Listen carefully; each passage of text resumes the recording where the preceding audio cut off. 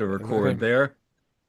Just to tell you, the format is basically what you do with us, which is itself Great. bastardized off of your own podcast. So we Love it. do a But little intro, we do a trivia, we do a synopsis, we just talk about stuff. And at the end, I think I Cool. might have mentioned this to you. We have decided we are the board members that are the this silent. is yeah, this is Ooh. the part of what I was Okay. getting to that you need to know about that we Got don't it. blindside you with Got it. is that Okay. we do performance reviews of all the characters who are at work, Okay. which Letter grades, like in this episode, Got it. what that's going to letter be grade does weird. Dylan get? And that should be Got it. very interesting for you. When we started the podcast, I was like, it's going to get very interesting in this last episode of season one, and Yeah. probably. Yeah. Yeah. And Mark Yeah. said it will get more interesting in season two. Oh, So yeah, I told Matt the only thing I told him about the finale of season 2 is that the performance review is going to be insane.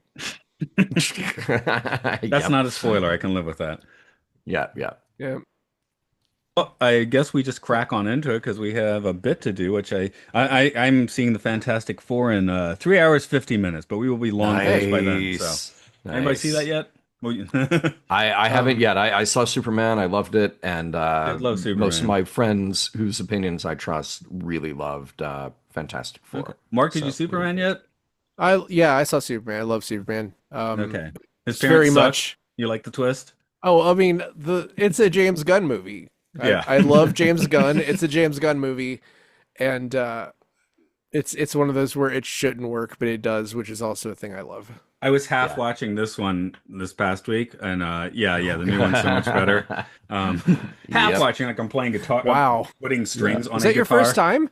Your first time Nah, watching I've that? seen it a few times. I have not done That's the full so Schneider weird. cut yet. Though I do have it, but I have not Schneider cutted yet. So, Okay. I'm not trying to make you feel bad. The idea of watching that more than once is weird to me. Yeah. It was it's got- fine, Well, I'm but half, watching more than again. once I, is I weird. knew I wanted to half watch it. Right, good Okay. score. The Hans Zimmer Junkie XL score, fantastic. I kind of like Batfleck, even though he's not really a real Batman in my book, but he's good. I He's enjoy good. that. Yeah. It's not his fault. None of it Cavill is his is good, fault. and it's not his fault because he gets nothing whatsoever to do ever. So that's not I, like again. I used to be pissed. They're like, "What? They made him keep his mustache for the Justice League reshoots because of Fallout." I was like, yeah, for Fallout, yes, yeah, yes, Fallout's for better. Fallout." That bathroom fight. Okay, let's Okay. do this. So, Mark, give it Yep. 5 seconds and All do your right. thing, and we'll see what he calls the podcast this week. It changes from week to week. Sure. Welcome to Severance. I put you up to that, didn't I? I Yeah, said you sure you had did. to do it weird, and you did it weird. And yes, we're talking about all of Severance. We are checking out what's for dinner this week. This is Matt here. It's Mark. We are having a first time guest on this podcast. We did The Prisoner. It's all Mark and myself. Severance has been all Mark and myself, but part of the impetus of this podcast was the Mission Log Discord because Mark had been pestering me to watch Severance for 2 years, and the Mission Log Discord had really tipped the scales, and when it and quickly pushed it all the way into now we're doing a podcast on it. So from Mission Log itself, where they look at Star Trek, not Severance, it's John Champion. Hi. Hi, I'm so glad that we helped push you into watching Severance, and yeah, I love seeing that conversation in Discord, and Norman and I quote it to each other. So I'm so glad this happened. Thanks for having me on. And put a pin in it. I also have since I'm on your Discord and do the chats. Hmm. I do have notes from Jane, one of our Discord folks, and also has at Yes. least a double digit responsibility for this podcast happening probability wise. But she sent me a few notes as well on these episodes, so we'll get to those as Nice. we go through. Good. Cool. But Good. Yeah, um, I was really excited to find out that you and Norm were fans of this show because it feels so different from Star Trek. And Yeah, I'm but not saying. Well, well, I'm sorry, Mark. Go ahead. oh, I was just saying it's not that it has different things to say, but it does it so differently. And I don't know. It's from I don't know how to like make the grid of like where science fiction goes, but this is sort of the chaotic evil Yeah. maybe, or where it's like The, chaotic and orderly at the same time. yeah, yeah. Well, I mean, it really firmly exists in an overlapping Venn diagram with Twilight Zone. You know, Hmm. they share so much, those two shows.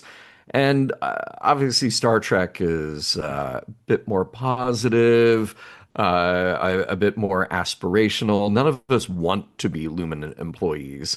None of us want the lives of these people. But it is so relatable. And every time I watch it, any episode, now that I've watched the whole thing and I go back and I watch any individual episode, I mean, A, it's the mystery. You're looking for the clues that kind of inform the things that come later.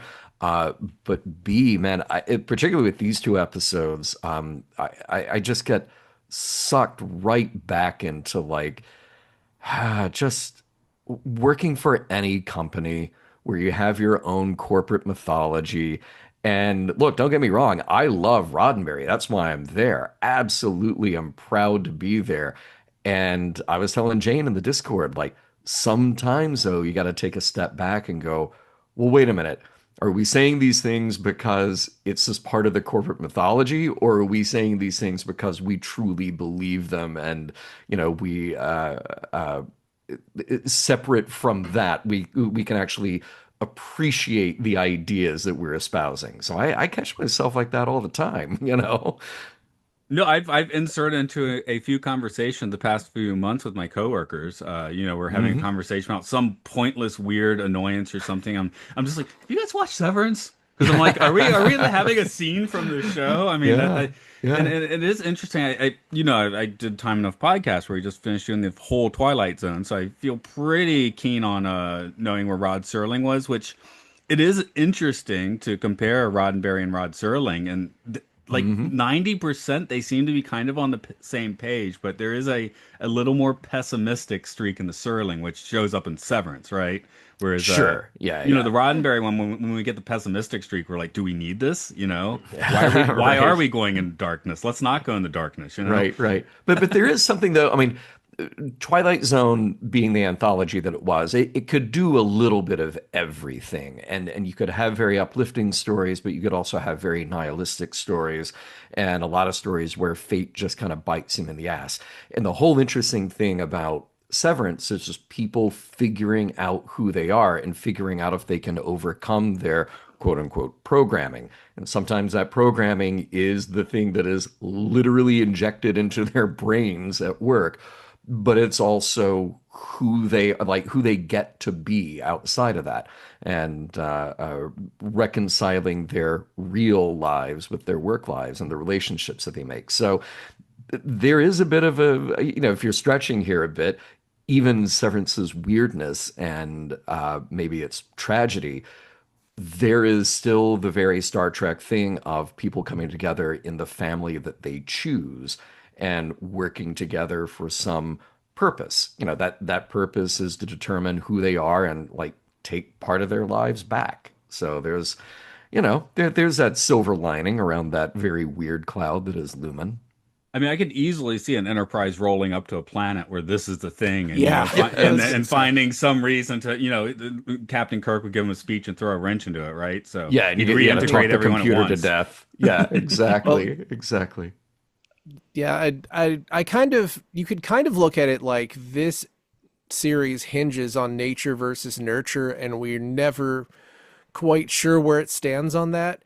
But like Hmm. Star Trek arguably is all nurture, and Twilight Zone Mm-hmm. is maybe all nature or leans heavily towards nature. Right. Because if you Yeah. look at the Twilight Zone as a force of nature, so but also you could look at it like Rod Serling was so tired of trying to get things made. It just kind of seeps through everything. And Yep.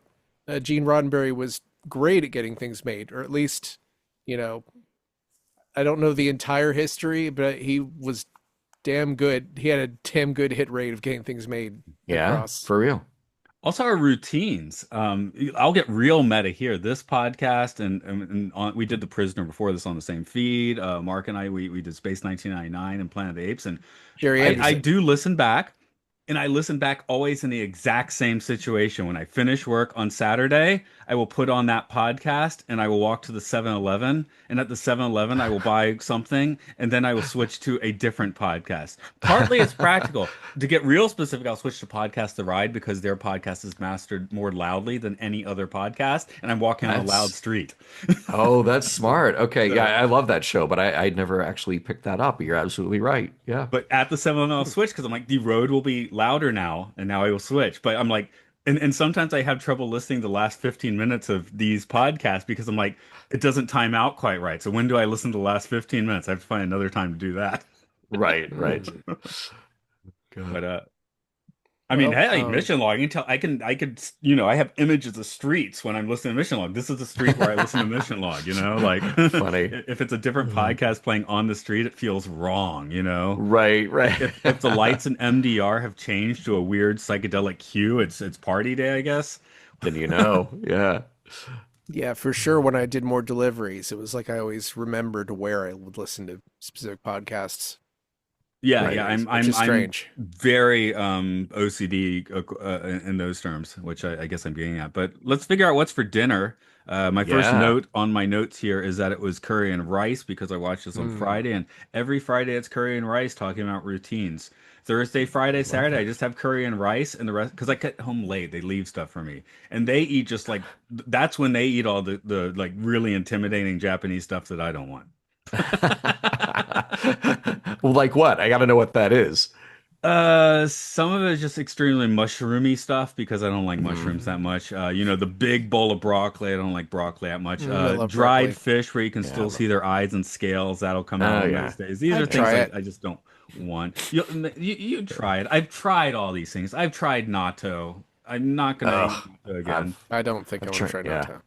All I've I tried do for it. Don't love breakfast it. all I do for breakfast is have a cup of coffee. That's my breakfast, but I do the dishes, and which could Yeah. sometimes be a lot because it's Japanese breakfast for the other people.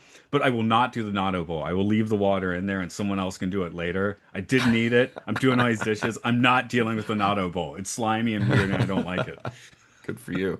That's not for dinner. So, Mark, what's for dinner's trivia? I had tonkatsu ramen for dinner, but I mean the kind that comes Ooh. in a packet. Eh, I don't care. It was fine. It was tasty. I take you to a Um, real tonkatsu place here. yeah, you There you probably go. have, I and you probably probably will have. again. Um, okay, almost said the summary first. Trivia. Ben Stiller's back to direct, and he also provides the voice of the animated Kier Egan. The main writing credit goes to Chris Black, the writer. Like writers of many episodes this season, he served as producer for the entire first season of the show, but he also produced the final two seasons of Sliders. I hope they were good. I stopped watching before the last two seasons. When they started doing the scary sliders that were evil. I was like, okay, I'm done. And he was a co-executive producer and supervising producer for the entire run of Star Trek Enterprise, which is something you'll be talking about pretty soon, John. Yes. Can't wait.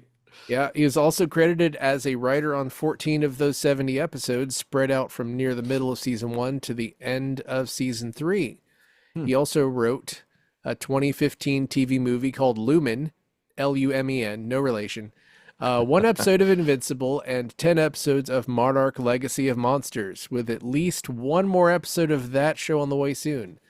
Despite the illustrious career like many writers we've talked about for the show, there's no bio to speak of on IMDb and no Wikipedia page, which makes me wonder if Lumen is real and going around scrubbing information off the web. For this week's trivia, since we've talked about most of the actors, I'm going to talk about a building. The actual star of the series, the Bell Labs Halmdale Complex in Halmdale Township, New Jersey. I hope I'm saying that right. It was completed in 1962 and designed by Eero Saarinen, an architect from Finland, or rather the Grand Duchy of Finland, as it was called in 1910 because it was part of the Russian Empire. That's wild that we can trace this that far back, but here we are.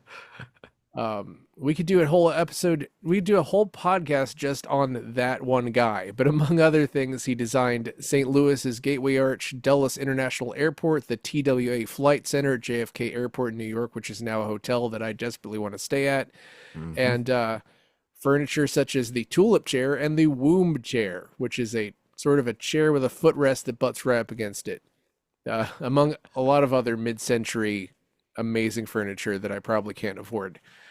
but maybe I'll find some of it. The site already had a history as the site where Carl Guth Jansky invented radio astronomy in 1933, and in 1957, AT&T planned to build a research facility there, and it was one of Saarinen's last designs before his death in 1961, and in fact was finished the year after his death. It was dubbed the biggest mirror ever by Architectural Forum and was named Laboratory of the Year by R&D in 1967. I'd love to see all the laboratories of the year. Uh, the complex was the site of Stephen Chu's Nobel Prize-winning work on laser cooling and the receipt of the first cell phone call.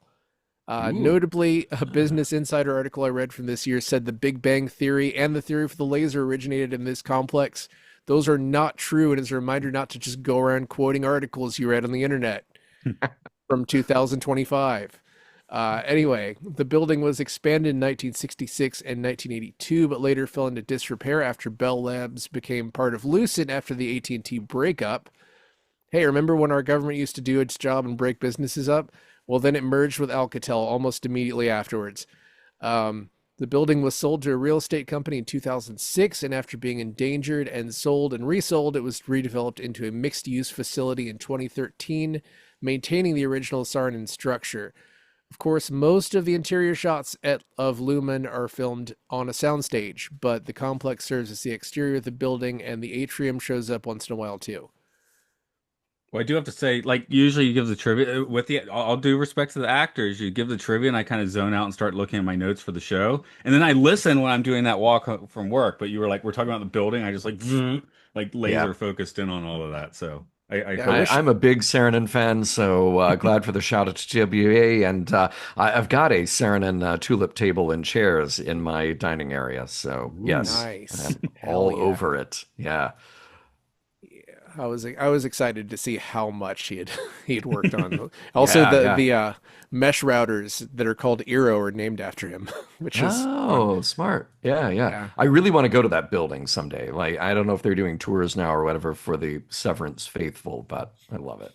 I believe you can just go there because I think most of it is a shared working space, like a WeWork kind of situation. But Oh, there's cool. also like a theater there, and it said something like they have Fourth of July fireworks every year, so it's probably pretty Nice. accessible. Go Yeah. rent an office and go sever yourself. Yeah. Yeah, it's nice to see something that appears desolate on a show, but it's actually in really healthy, thriving shape and Good. part of a community. Unlike, Stranger Things, a lot of that was filmed in parts malls in Atlanta that are completely destroyed Yeah. and barely in Yeah. existence anymore. Um, but anyway, so summary. We open on Irving's Audi, enjoying a quiet evening at the park with his dog. Then he goes home to his apartment and has a loud evening listening to Motorhead and painting black paintings of something. The next day we see MDR anxious that they won't make quota for the quarter, but Helly takes them over the finish line, earning them an animated video featuring Keir Egan saying "I love you."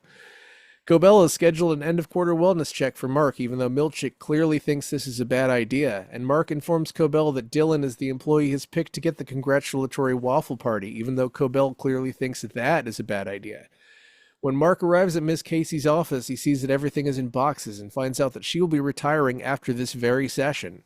Although it's supposed to be Mark's session, he gets Miss Casey to open up a bit about her 107-hour-long life and how much she enjoyed her time with MDR. Milchick then escorts Miss Casey to a much darker and more sinister elevator than the other Severed employees use. She asks him if she's happy up there, and he says she does all sorts of wonderful things, but he's got so much to do today, so he better get going. And Miss Casey sheds a single tear and gets on the elevator, which is headed down. One of the things Milchick has to do is bring MDR the pre-waffle party egg bar social. At the same time, Natalie is confronting Cobell with a picture of Helly R's attempted suicide, which she apparently tried to cover up. She fires Cobell immediately, and she is unable to make an appeal to the board. Milchick abruptly ends the mood lighting at the Egg Bar social and says that he has to go deal with a management issue, which is to escort Cobell out of the building. He really does have so much to do today. Meanwhile, the refiners prepare their plans to hijack their own Audi's bodies while bounding over their contraband copy of the UUR. Irving leaves first, followed by Helly, who plants a kiss on a willing Mark in case they don't come back. Then Mark leaves. It's now time for Milchick to awkwardly and silently lead Dylan to the perpetuity wing for his waffle party, which involves both waffles and him sitting on a bed wearing a Kier mask while a sexy interpretive dance happens. Meanwhile, Audi Mark is unwittingly going to take Mrs. Selvig, who just destroyed her home Kier shrine, to Rick and Devin's party, where he lets her know that he's thinking of quitting, and she seems to support it. Dylan slips out of the sexy waffle dance to activate the overtime contingency switch, and we're left not knowing what will happen next. I guess we have to go straight to Waffle Party. I mean, Yeah, we got to, you just got to go to Waffle Party. Come on. Hell yeah, how do y'all Waffle feel eyes about shut. waffles? I tend to avoid waffles. I mentioned recently going to Disneyland, it was kind of empty, and I did note I could have gone and gotten a Mickey Mouse waffle, which usually there's like an hour line for that. But I still Yeah. did not have my own waffle party. I don't need the waffle party. I don't want waffles until somebody starts to talk about waffles. Like, so I don't own a waffle maker. I don't get up and go like, oh boy, I really need a waffle. But like when I was back home a few weeks ago, had to go to Waffle House. Had the correct order at Waffle Oh, House is a Waffle pecan House, waffle. yeah. I mean Yeah. that is just peak waffle. And then like yeah, even at Disneyland, there are places that do a good waffle, but you go to the Storytellers Cafe, their breakfast buffet, and one of the things they're just constantly cranking out and will bring to your table fresh is the Mickey waffle. And I don't know what the difference is in the batter that they have there than any other place. I don't know if it's like a buckwheat or a sourdough or something, but it is phenomenal. And I have no plans to go to Disneyland right now, but just saying that, because damn it, you brought up waffles. Now I need to make a trip down to Disneyland to go have breakfast there and have that Mickey waffle How because it about your changed my life. and what about your Waffle House hash brown order? I was always scattered, smothered, covered. That was mine. Oh no, I go scattered, smothered, covered, chunked. Mm. Mm. I like that. Sometimes I go diced and get the diced tomato if you just need to freshen it up a little. But yeah, scattered, smothered, covered. That's the default. Like you have to have that no matter That what. is kind of default. Yeah, yeah, I was just I impressed I could remember it because it's been 15 years since I've been in Waffle House. yeah. I've turned to the dark side and I've started doing Puddle House. covered, chunked, and country, which is cheese, Gravy. ham, and gravy. Yes, Yes. that is like the disco fry. It's like the poutine, basically. Yeah. It's the poutine from Waffle Southern House. poutine. I'm Um, doing that next time. I need to. Yeah. yeah. I used to definitely prefer pancakes to waffles, but I feel like maybe as I mature, I'm growing into waffles. The way they're kind of lighter and fluffier. The more you get Yeah. promoted, the more quarters that you smash, the more waffles you get, you know? There you And go. the texture is fun. You know, you're just eating sort of a bunch of right angles. I don't know. Who doesn't want that? There are some pancakes, though, that definitely elevate above other pancakes. And I'll give a shout out to Norm's here in LA, because pancakes pretty much come with everything. And you'd think, like, oh, okay, well, they're just giving away the cheap thing just to make it look. And yeah, it's a low cost item, but they're great. Like it's the perfect level of kind of fluffiness on the inside and just enough snap on the outside to keep it together. And I gotta say, Cracker Barrel. Ooh, If yeah. you're in Yeah. the South and you're on a road trip, they make a great pancake. I believe fried in just nothing but butter, so they get a really crispy outer layer, and they're magnificent. Yeah, go for Yeah, that. they got some of the best cornbread you'll get at a chain restaurant too. Oh, hands down. Yep. Yeah. Yep. Now, how about No, egg smashed in book? Would you like to eat that? no, That thank you. that disturbed me in this scene where you just smash an egg in a book. I had to like think about that for a minute. I was like, what does happen when you do that? Oh, Like, why was he pissed off that egg? I mean, you know. Egg didn't do anything to it's the you. devil. Yeah. Yeah. Yeah. All I can think about is like 5 years from now, someone opens the book, or maybe a month from now, someone opens the book because they figure out what smells weird, and it's just Yeah, I was about to say, black what's that egg smell? everywhere. Ugh. Yeah. Yeah. Oh. I love that they have the egg bar social. I love that they acknowledge. I think it's Hallie's was like, these are really good, you know. It And, happens occasionally. it does. And on that platter, so you had kind of traditional deviled eggs, but then they had the upright pickled deviled eggs. And look, I'm not a fan of a pickle. You go into a bar and they have, like pickled eggs or in the South, pickled pig's feet. Nobody, I don't want that. Nobody should want that. I'm going to take it back to Disneyland, though. There was a time pre-pandemic that they had elevated their game at one of the restaurants, and they were doing these really outstanding breakfasts. They had a fried green tomato, or a couple of slices of it, with like a fresh corn and avocado salsa, and then deviled eggs, and a couple of those were the pickled deviled egg. Knockout. I mean, that was Hmm. a fabulous dish. It sort of broke the mold. It surprised you a little bit, and yet it was breakfasty. So I wish they would bring that back. Does all of MDR like deviled eggs, though, is a question. I'm thinking back to my company where I have the end of year parties, start of year parties, that sort of thing. And I think because they're cheaper, my company will often book the very fishy izakayas. Like it's all like there was one that was so Oh, fishy. Even I love sushi, I love sashimi, that stuff, but they were intimidating me. It's just like bizarre, and like none of the foreign teachers like eating anything. right. Last time there was some steak and stuff, we were happier. So, but yeah, I But am just here's the thinking. thing: if you're just an innie and you just have your programming as an innie, you might think that deviled eggs are like the greatest food that has ever been. That and waffles, you may just be like, "Oh my God, of course, this is a delicacy. Mm, Of course, I want these deviled eggs." the UUR is the best book ever. Uh, Yeah, right. I Yeah, was we're thinking we're this. not pulling on that thread, are we? Because I think there's something to like food pickiness where yeah, I really wonder if I had an any what would they eat? Because I don't know about you guys, but my journey has been I was an extremely picky eater when I was a kid and have Mm. grown into much more of an omnivore where I know a lot of people who have gone the opposite direction, including my mother, who doesn't really like Huh. anything. She would just eat spaghetti every day if it was up to her. Oh, I'm wow. probably a bit And opposite. That's why they keep giving me curry and rice. But yeah, I'm thinking when I'm 6 years old and I didn't know any better. I had blue cheese and I was like, this is great. And I ate a bunch of blue cheese and then I got really sick. And it's only recently that I've been able to eat blue cheese again. Wow, wow. Like No, 40 years I'm of it, lucky. you I, know? I I grew up eating just about everything, and my parents really because they didn't. So they made a real point of when they were raising me, like we're going to try everything, and that's certainly stuck with me. Even added things to my palate, except for yellow squash. Do not Mm. bring yellow hmm, squash near me, yeah. or kale, which I think tastes like dirt. So those two things, get That's rid the of thing, in those. Japan though, being I'm picky like that is seen as being like immature and not being like properly cultured. Like I think Japanese it kids should be able to. I kind mean, of is here a there's little bit. pickiness, of course, Yeah, but yeah, I guess Depends. so. by the Yeah. time you're 10, it's like, of course you should be at least eat natto sometimes, and of course you should, be Oh. having some kale, because why wouldn't you? It's But healthy. but like I hate mayonnaise. So like Mhm. that does eliminate like kind of a big cross section. Like sometimes I go to the sushi place and a lot of it's like smeared with mayo and I know it's the Oh, good sure. mayo. It's probably the Yeah. Kewpie, so it's probably much better than if it was I just think that is a standard meal. Kraft. I but yeah, but that's like a weird thing where it eliminates a big cross section of stuff, but Yeah. I can handle it.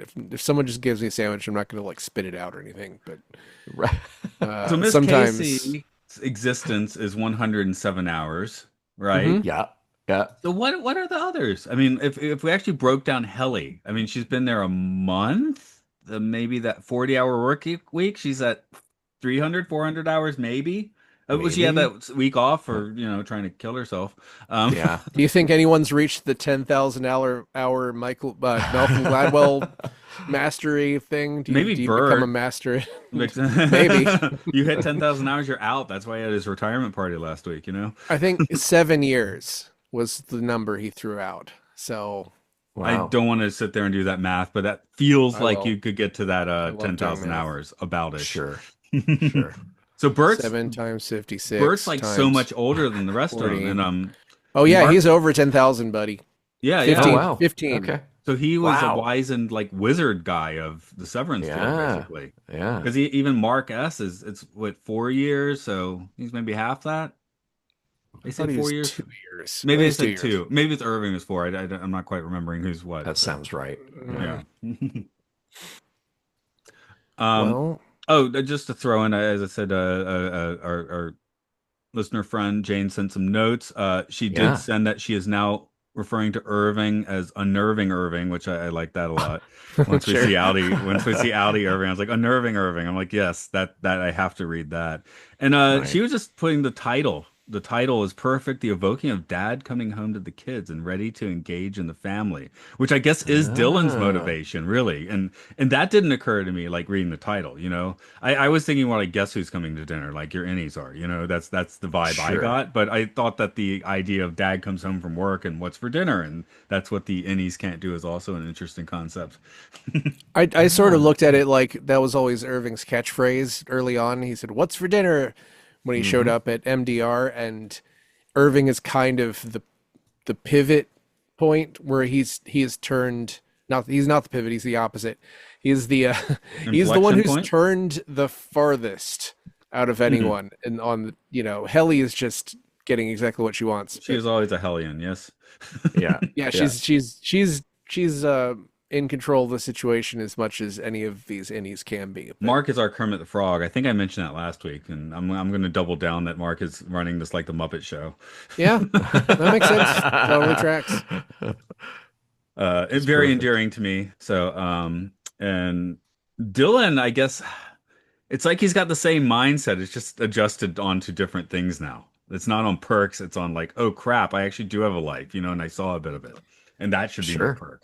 You So could he do doesn't want the id, finger trap anymore. He wants to know the name of his kids. do the maybe the triad of id, ego, super ego. You could say like Dylan's the id and Mark's the Hmm. ego and Earth's the super ego and Helly is just a The wild loose card. cannon. Yeah, Yeah, yeah. That's it. 100%. Yeah. yeah. Yeah, and you got to wonder. So, I mean, Dylan's been there a long time too. He knows the ropes, but it takes this particular combination of people to get Dylan to act on his sort of impetuous nature. So he does these like mild things, talking back to Mr. Milchick and just being like the class clown, but he doesn't actually get to put it to use until now. And I like that it took this particular, even with the straight arrow like Mark, it took this particular combination to get him to like, oh no, no, now I can actually act on these things. I I love that basically on some level everyone's motivation ends up being for love. It's Hmm. like Dylan never knew that he would have a kid. He probably never thought about having a kid. He never thought about, but it's like you see your child out of nowhere and you're like, "Oh, I love you. I wanted to spend more time with you." And obviously Irv and Bert and then Mark has, well, we haven't gotten into it yet, but it's integral to Yeah. his push and pull as well. And Helly's too, And really. I've had I, coworkers from like, seriously, you have kids? And I'm sure other coworkers have looked at me and said, seriously, you have kids? I mean, I'm not, you know, I'll put that lens towards myself as well if you want. and I think that's a Well, nice overall thesis for this entire series, which is that yeah, we put ourselves in these positions where we try to act logically, we try to create order out of chaos, whether it's on the micro level, like within an office, or a larger level, like an entire company, and then God knows what this project is, this thing that is bigger than the company itself. So we try to do that, but that factor that you can never really account for is an emotional investment in something. And think about the number of times in science fiction shows that you've seen like somebody who's had their mind controlled by some other force, but the thing that gets them out of it is either a strong emotional reaction that is expresses in violence or hatred, or a strong emotional reaction that expresses in love and compassion. And that's the thing that always sets the hero right? yeah. Martha! Sorry, that's not the best example as I hold up the Batman versus Superman DVD, Exactly but it. that is That's a it. that's a worse Yeah. example, sorry. But it's an arm's reach. I Yeah, I'm motivated by when Kevin Costner, my dad, just told me not to save him and I had to watch him die. That's my motivation. That You does can it. have redneck dad instead. Well, isn't but I love really them. isn't that dad better? He He just is said better. it's we're Oh my proud. God, so much better. I like Yeah, Costner, but yes, that dad Yeah.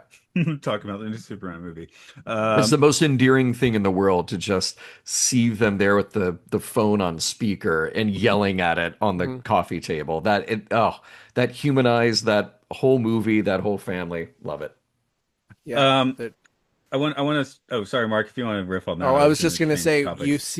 you see somebody's dad and they're Kevin Costner. You're like, well, he's a hot dad. Clearly, is really good. I love just it's regular people and they're good. It's Yeah, like that's yeah, that's yeah. the best lesson you could possibly have in a film. Right. Regular people are usually good. I mean, hopefully. Right. Exactly. I just want to hit a few things in my notes. One, I was curious when Helly gets her congratulation scene, what kind of vibe you got? Because I had a very specific one from not the I love you part, but everything else about it with Kier. That was more idiocracy, right? Welcome to Global War, I love you, Yeah. Global Yeah. Co. But Well, was it the weird pixelated graphics or the oddly animated mouth? What I got thrown what directly into the late 80s, early 90s Sierra video games. They did King's Quest, they did Space Yeah. Quest, and I was Yeah. like, that was the vibe I got from those pretty Yeah. completely. And and the funny thing is those games are all satires. They're all like full of dark humor. Space So Quest it more kind so. of Mm. does King's fit. Quest is a little bit more. Well, Leisure Suit Larry is snarky as hell, isn't it? But Yeah. I don't think I've ever played that, but no judgment on anybody who did. But I think I only played a couple of Space Quests, but I do remember them being funny and extremely frustrating. I played all of them. Cool. Not all the I King's mean, Quest though. you But played yeah, all the they Leisure they Suit were Larrys. scratching my retro itch for that. Yeah. I just want to hit my other notes. I got a couple quotes down, which was, "Oh, our job is to breathe clean air," which I definitely vibe with. Like I get uncomfortable in rooms with not moving air. Like I have to go outside. Hmm. I can't any is a special hell for me just because I need to walk around outside. Like when we're finished with the podcast, I'll turn off the air conditioner, open the windows, and get my booty outside pretty quickly. That's Yeah. what's going to happen. Fair. Baby's first party for daddy. I did not like that phrase. Uh, Did you capitalize daddy there? I don't know. Oh, and yeah. Dylan memorizing that uh the The instruction procedure sheet? that stressed Yeah. me out because that's like Yeah. rote Yeah. memorization. I guess Dylan's good at that, but I was stressing out of that. Um, Well, every time they do that though, and they do it with the instructions, and then every time you refer back to like the map, was it that Pete started? mhm. Anytime we remember, okay, it's left, and then go right, and then go to that. I'm out after step two. I mean, Yes. like, do not rely on me for any of that ever. I was telling you, I just booked those Disney tickets for next month, and I still had to go and look at my phone number. I've had the same Yeah. phone number for like 10 years, and I was like, "Am I sure that's my phone number?" And I Right. and then it's like Right. several screens away on the iPhones. I'm like, it's like Yep. really awkward and annoying. And why don't I have my phone number memorized? I don't know. And I get, hey, tomorrow at my job we're starting summer school. It's all new lessons for 2 weeks, and after you do Hey. them once, they're actually pretty easy and fun. But that first time is always just like, oh my God, what am I doing? Am I just gonna like be in fetal position with like kids looking at me wondering what I'm doing because I don't know what I'm doing, you know? Right. Right. That has So not happened. I'm just always worried that'll happen. Yeah. Yeah. so it was kind of weird to me. It still is weird to me that every time Irving goes home and puts on the song Ace of Spades by Motorhead and paints. Like, are either of you guys visual artists? Do you paint or draw at all? Couldn't if my life depended on it. Yeah, me neither. I can't draw a I straight line with would a Yeah. put ruler. my proficiency on the level of John Lennon doodles. As in I can I draw Okay. something you might want to look at, but it's not like that impressive. I I couldn't find anything on this, but I'm pretty convinced that the script probably said that he listened to Paint It Black by the Rolling Stones, and they may have Uh, decided, well, that's too on the nose. yeah. So they went with Fair. Ace of Yeah. Spades, which I was jamming with the Stones last night on this macabre looking Telecaster, but I do support using Ace of Spades instead. Well, I can defend it by like that is the first song on Ace of Spades, the album. So maybe he's just starting the album every time as soon as he goes Okay, home. there we But go. it's just Yeah. so weird to me that like, yes, it's time to go home and put on this one song and start painting Also, this one Lemmy's color. amazing. Love Motorhead, but I let's mean, face yeah, it, of every course. Motorhead song does sound the same. Just Well, like the yeah, that's Ramones. Love the Ramones. It all sounds kind of the same. I mean, But Sometimes the it does make AC/DC, you can rock that sometimes. it does make me very curious about Irving. Like there is definitely a part of his life that is shrouded in mystery, and the Irving that we get on the outside is very different from the play by the rules Irving on the inside. And just the fact that he would remember this thing, that he would see this thing in his head, what does it indicate? You know, does it indicate that there's something wrong with the procedure, that here's another guy who just potentially could spontaneously integrate, and well, we'll get into it in the next episode, but somebody who is keeping tabs on what's going there, but he doesn't know that he's doing that. You know, that's so. And by the way, I want one of those paintings. I feel like they must have made 100 of them for the show. So get one over here. Okay, 50 yeah. bucks for the UUR book. We learned that last week or 2 weeks or 3 weeks ago. I think they just didn't make enough of them, That or might be the case. By the way, Um, there is something about the UUR book and all of the corporate speak and all the stuff that we see attributed to Keir Egan that is so funny to me. Well, I mean, not like laugh out loud funny, but pretty amusing at least. That I love that this show has bad writing for both sides. Like there is bad writing, and you immediately can understand the corporate speak bad writing because you see that and you go, well, wait a minute. Yeah, I worked for a company that said a bunch of just like empty platitudes and sort of empty motivational things. And we had a credo for our company and stuff like, yeah, I totally get that. And then you go on the outside and you're kind of pulling for Mark and everybody else, like, yeah, you can take your own life back. But then the motivation they've got is this one of the worst written self-help books ever. And I love the character Rickon because he's so bought into his own nonsense. Yet on both sides, like if you drill down, if we're being really generous, you can go like, yeah, there are truths there, but who's giving those quote unquote truths to us and what are they trying to get out of it? And by the way, they all need an editor.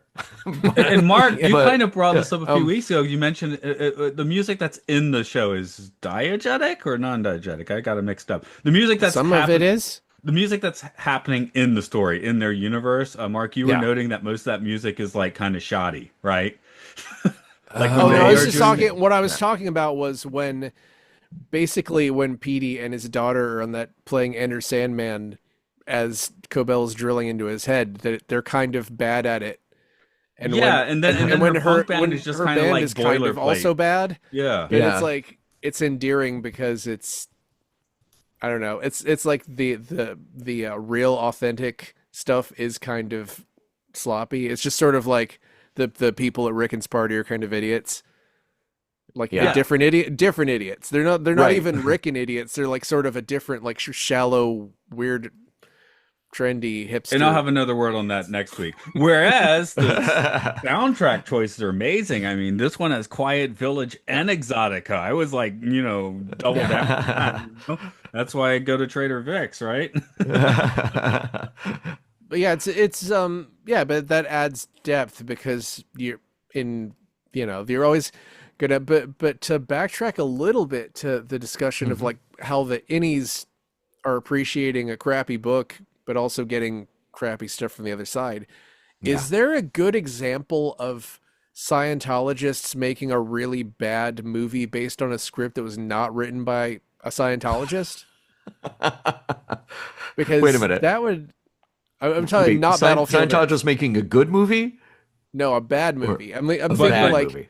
So Battlefield is Scientologist- written by by the guy who Yeah. No, started it. We can't count that that, of does course. not count. The Master is a Yeah, very yeah. good movie about That's Scientology. completely That's different compl- than no, what I'm I'm just, I'm talking just, about. I'm just defining our boundaries here.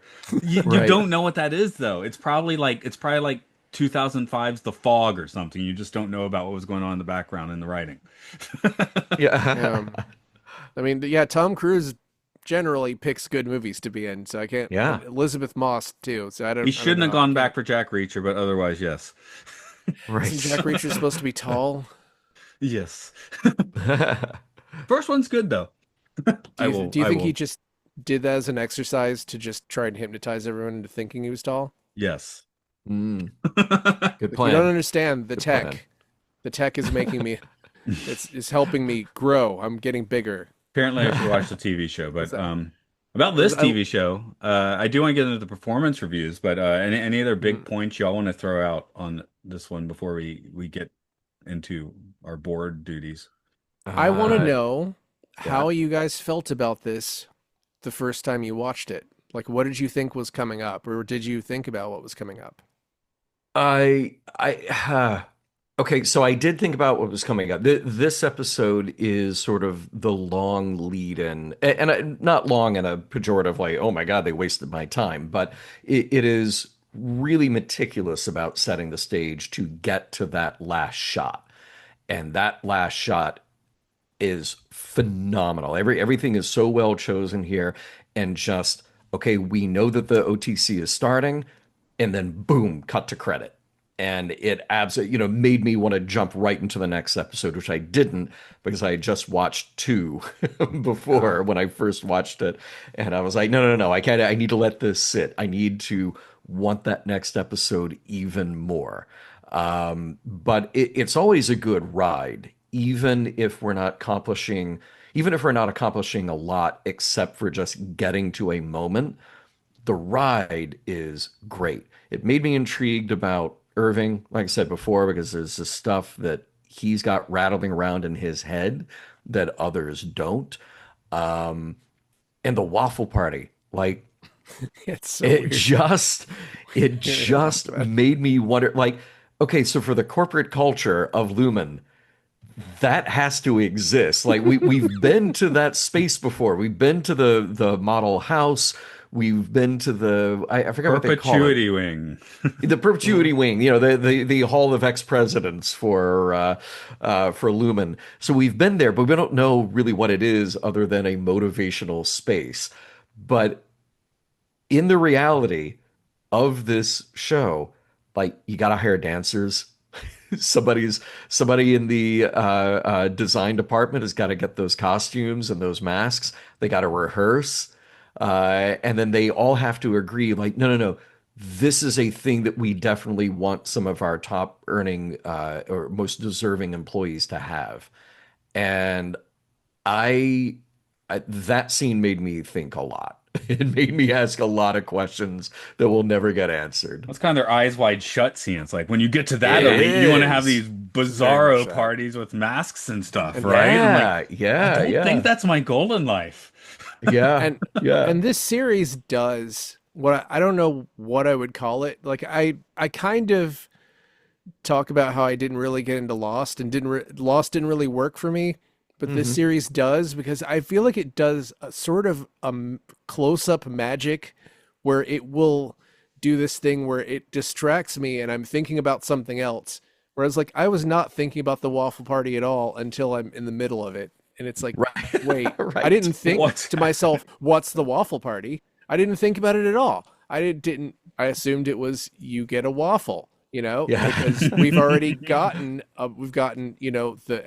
the egg bar was we yeah. brought you some food.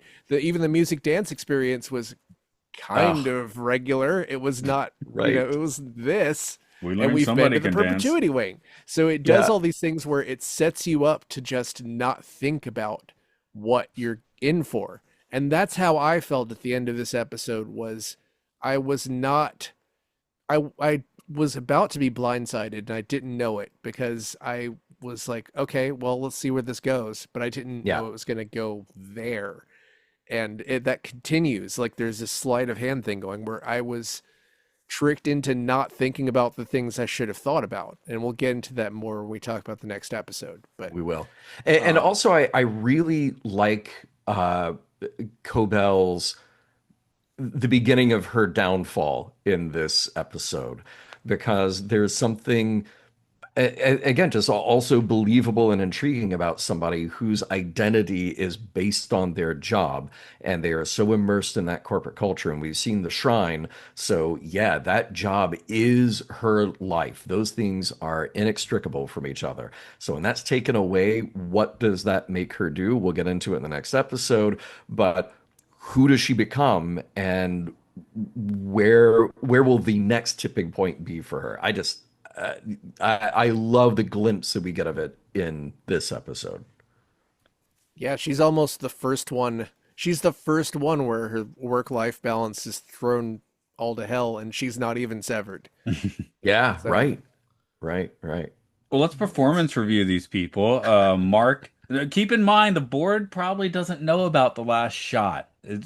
Do they? no, We no. don't. No, We assume they do no. not know about the last shot of this episode. Okay, so up Yeah. to that point, Mark S. On a letter grade, what do you want to give Mark S. in this episode? Well, he pushed his team to meet their quota for the quarter, and he went to a performance review and didn't run away with Miss Casey or break her out or anything. So It was a wellness session. yeah, well, he didn't do any. He did well. You've seen his track record before, right? He didn't. She didn't run away. She didn't try to break out or anything. Mhm. A. Okay, I'm thinking B plus. He seems a little bit milk toast. I mean, he could step up to that leader job a little more. I mean, I probably wouldn't step to that leader job a little more, but since we're reviewing him, he could, and maybe he should. Uh, uh, by the way, I thought that for the performance review, if this is coming from the board, I thought the correct answer was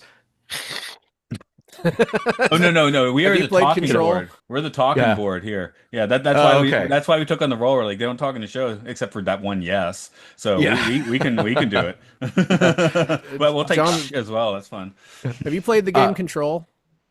no, I don't think I know that game. No. Okay. They also have a board, and the board basically will teleport you to a dimension where they speak to you in like weird noises, and it just is translated into phrases that kind of don't make sense. And everybody's talked about how Severance and Control are kind of similar. Oh, Everything in that is interesting. brutalist and red and black, but yeah, I just wondered if you're referencing that, but yeah. No, just this. But I agree with you, Matt. I was actually giving Mark B plus as well because I feel like he has been on this trajectory of letting his team kind of get away from him, so he hasn't really fully stepped into that leadership role yet. There's still a bit of chaos there. I like how I believe was offline describing him as Kermit the Frog, and there is a bit of that. However, he is better. So, but he's not quite to A level yet. Okay. Dylan G, he got a waffle party A plus. Well, did we see him run away from the waffle party? Not this We, episode. yes, I love that he's still Okay, there. because he did Yeah, run away. But yeah, okay, yeah, A plus. no, He was yeah, refiner of the year 3 times. I think it Yeah. hmm was. A plus, good job. A if you want Wild. to if he runs away from his waffle party and you don't know why, I guess that's A. Maybe he's being a little weird, but he's doing his job 3 years in a row. A or A plus, sure. Yeah, no, I give him A plus. Yeah, he is the what do you call the R of the Q. Mm. So yeah, how can he not be? And he's got tenure. He's funny, although I don't necessarily know that the other characters there get his humor, but to me he's hilarious. So yeah, A plus. You have to Um, assume the board is really busy watching the dancers the entire time.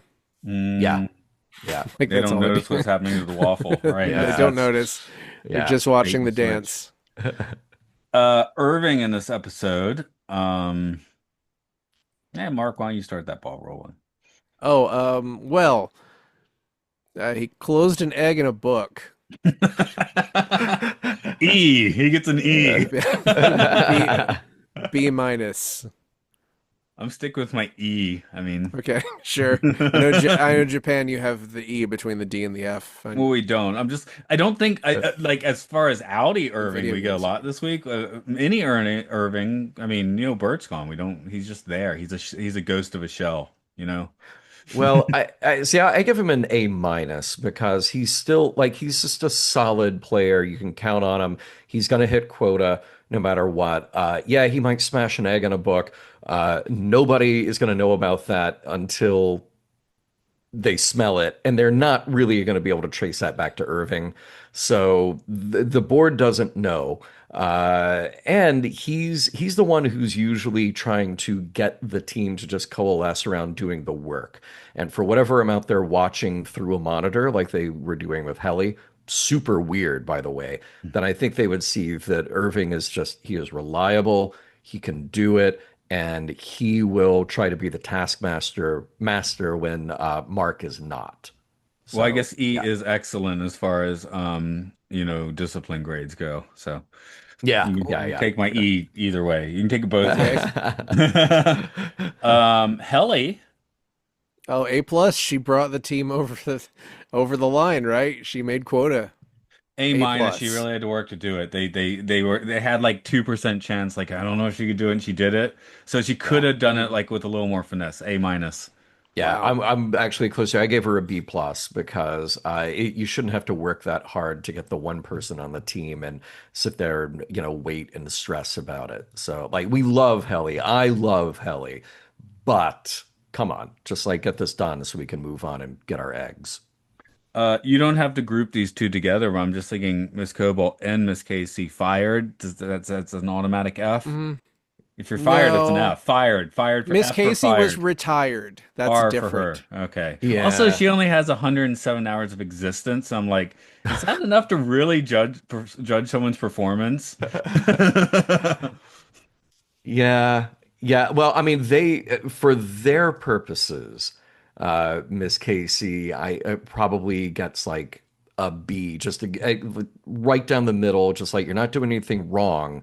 We just don't need you for Honorable this anymore. discharge. Yeah, yeah, yeah. But Miss Cobell, I mean, she has let her team get away from her. She has been insubordinate. She's straight up F. She's out of there. Yeah, covered up an attempted suicide, which I don't think we knew about that before. Am I right on that? Do we I not don't, know that she covered that up? I Well, we don't, don't know how long ago.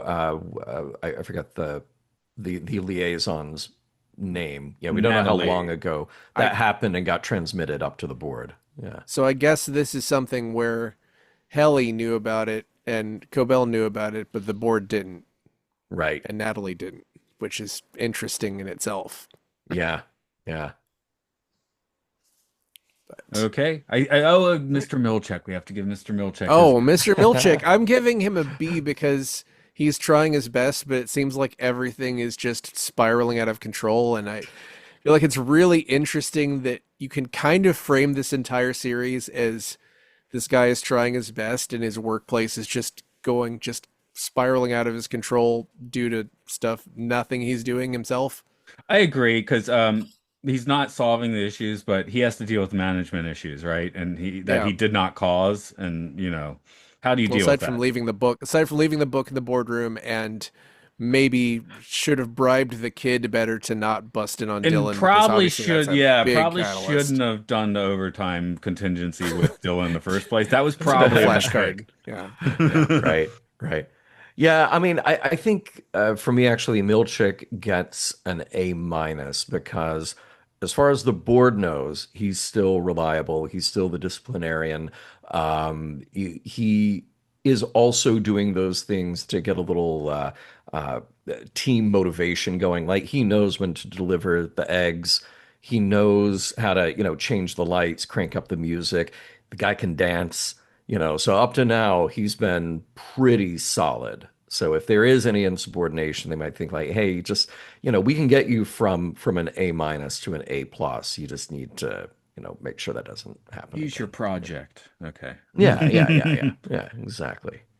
Well, let's wrap this guy up for today and we'll move on to the next one. But John, you want to shout out what you are up to in late August is my guess, if I'm just spit Ooh, late guessing. August. Okay, we should be up to Lineage on Voyager, so about midway through season 7 of Voyager, and Yeah, that we're going to take a week off in early August just to account for conventions and traveling and all of that stuff. And by the time this comes out, any of you who had not yet joined our Discord, well, guess what? You missed the party in Vegas. So get on that. Join us next year. Check us out, patreon.com/missionlog, and to pick up all the shows, podcasts.roddenberry.com. And we've been doing a lot of Severance talk there, so that's Yeah, happening as yeah, well. definitely. Yeah. As for us, you can find all our stuff at podcastiopodcastius.org. We talk about movies, films, and filth, really good, really bad ones. Twilight Zone on Twilight Zone, Time Enough Podcast. Luke I loves do that all the Pokemon, time. Monster Mount, so on. I said Monster Mount. Okay, that's cool. MASH, if Yeah. you're really following. Okay. Well, I guess, yeah, as for a listener, next week you will. Wait, who are you guys? Do I know you? You look funny. They didn't say That's good. What? That's clever.